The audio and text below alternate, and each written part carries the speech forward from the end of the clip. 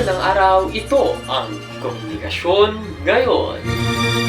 Pag-aaralan muna ng Malacanang ang isinusulong ng ilang mambabatas na higpitan ang regulasyon o batas na gumugobyerno sa mga contractors. Lumutang ang issue sa paghihigpit ng mga kontraktor kasunod ng kontrobersiya sa flood control project. Ayon kay Palace Press Officer Undersecretary Claire Castro, titignan nilang mabuti ang inihahain ng anumang panukala ukol dito. Kabilang na dito ang ipinanukala ni Senator Vicente Soto III na gawing 5 taon ang pag-blacklist sa mga kontraktor na lumalabag sa panuntunan na sa halip na 1 taon lamang. Tignan po natin muna kung ano magiging detalye ng gagawing batas ni Senator Tito Soto para po mapag-aralan mabuti. Ito naman po ay para din sa bayan at para din naman sa mga negosyante na inosente naman sa mga ganitong klaseng sitwasyon.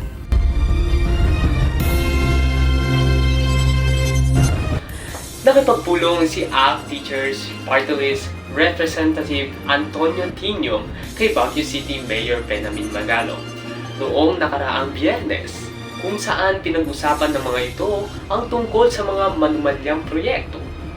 Gayon din ang paglalantad ng mga opisyal na sangkot dito. Sa larawang ibinahagi ni Representative Tino, makikita ang naging pag-uusap nila ni Mayor Magalong bago ang nakatakdang pagdinig sa Kamara ukol sa manumalyang infrastructure project. Nakatakda ang pagdinig ng House Infrastructure Committee sa darating na Setyembre 2. Kinumpirma ng Philippine National Police na naghain ng leave of absence si dating PNP Chief Police General Nicolas Torre III. Ayon kay PNP Public Information Office Chief Police Brigadier General Random Tuanyo, 1 buwan ang leave ni General Torre na nagsimula noong August 28 na magtatagal hanggang Setyembre 29.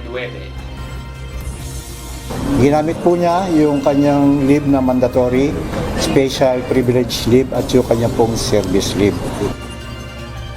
Nilinaw din ni Tuanyo na sa Personal Holding and Accounting Unit or PAO nakatalaga si General Torre simula noong Agosto 27 at hindi sa Office of Chief PNP.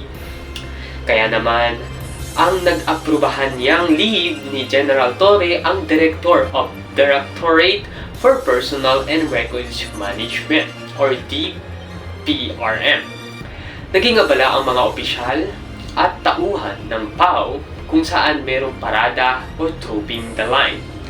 Habang ang mga lieutenant colonel naman ay nag-duty din sa PNP Command Center.